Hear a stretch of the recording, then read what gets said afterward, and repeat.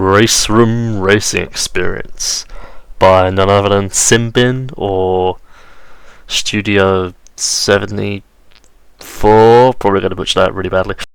So I don't think that's the right developer name.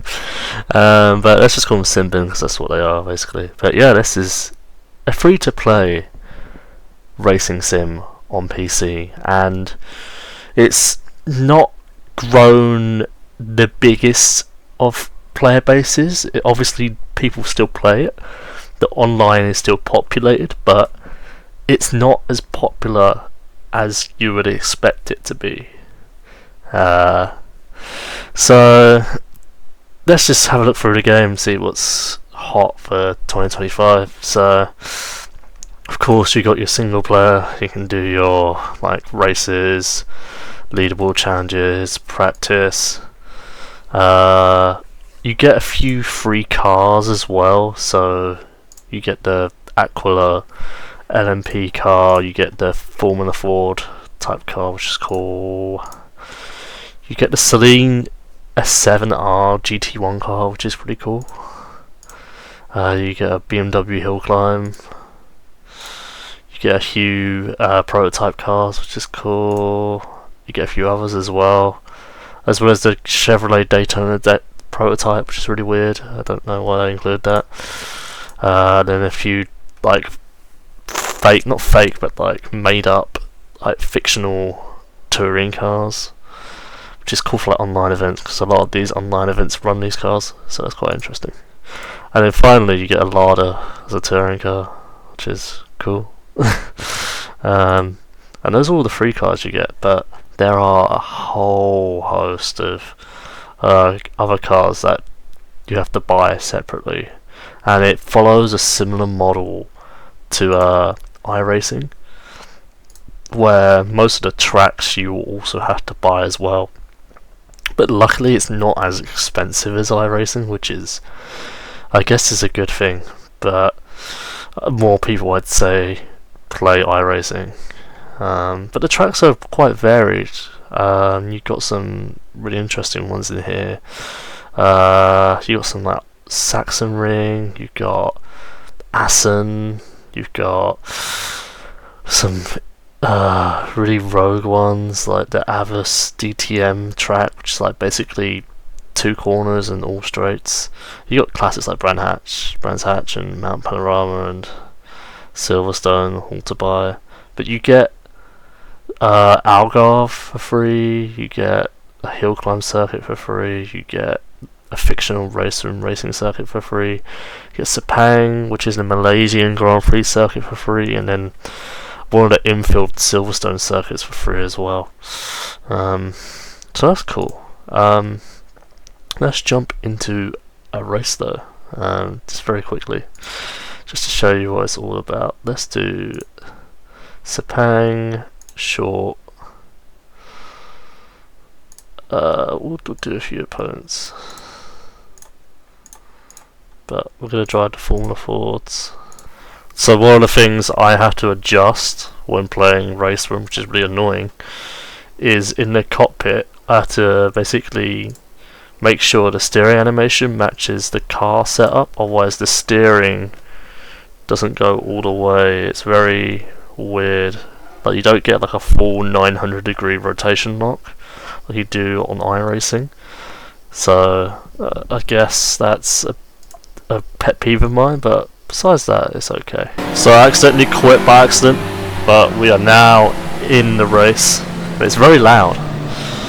The game is very loud, but let's step back for a sec. Supposedly the AI is adaptive, which means it adapts to me, but we'll see that for sure. So here we go, we're off the line.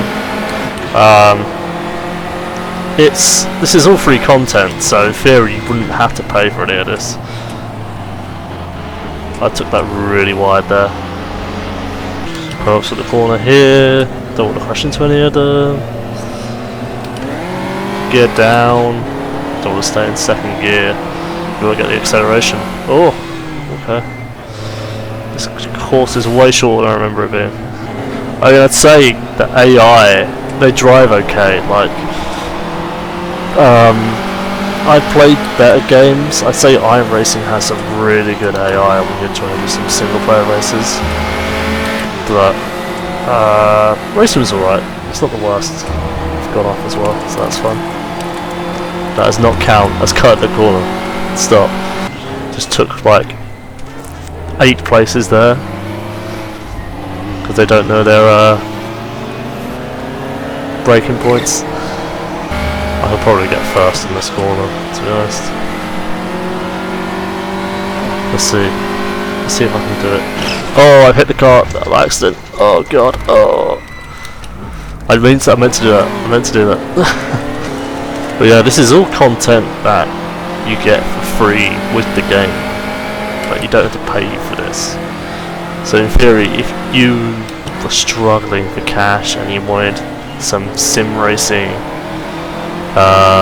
experience just right off the bat, you just download RaceRoom and give it a go. The force feedback's pretty decent. Oh my god, I cut the corner, I was not looking properly. So of course you can do time trials, so you can basically see leaderboards.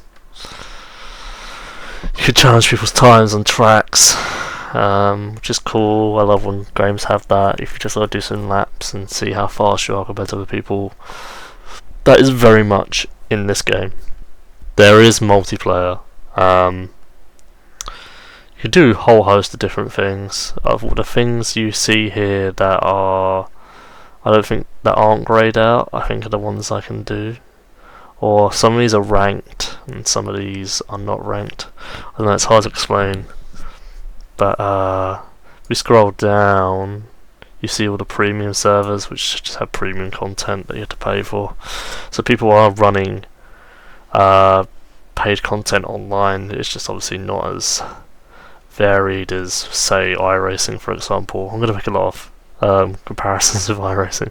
And then one of the cool things as well as the leaderboard challenges, the game gives you basically competitions where there's premium competitions where you have to own the content to do them, but you can win stuff, and there's also free to play competitions where you can basically run a lap in a Formula 4 at Silverstone, for example, and if you come in the top 500 you win like RaceRoom's currency. You can also do this on the Algarve and the Audi TT and on the Nürburgring with GTR 1 cars, and these cars are free to use, and yeah, it's a great way to try out other cars.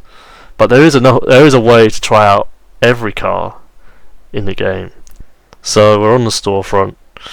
They recently added the Super Touring car pack, which is really cool.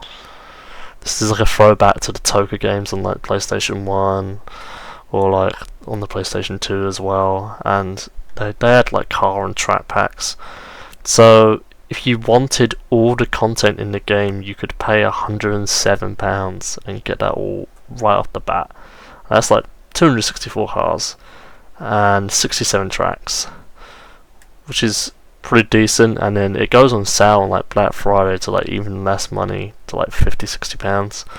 I'm pretty sure if you buy it via the RaceRoom currency in the top right corner, the VRP, you actually get it for cheaper, but I'm not entirely sure how that works. But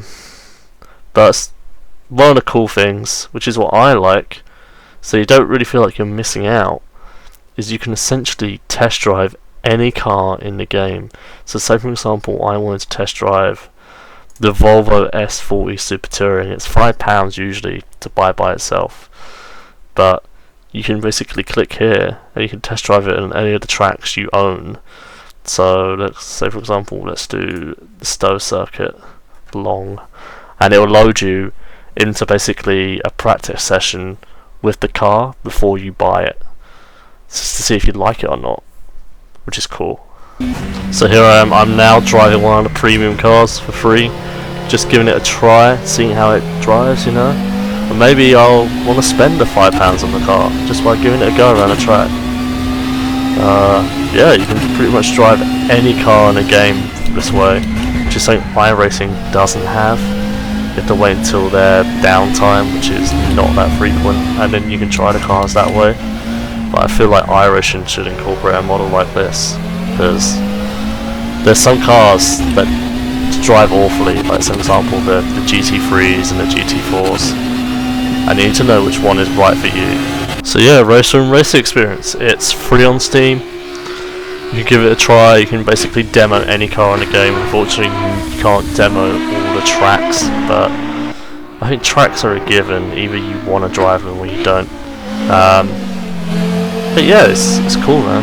You'd have to pay for it. It's like free sim racing, essentially. Oh, you'd like pirate or Melusa, so which I don't recommend you do.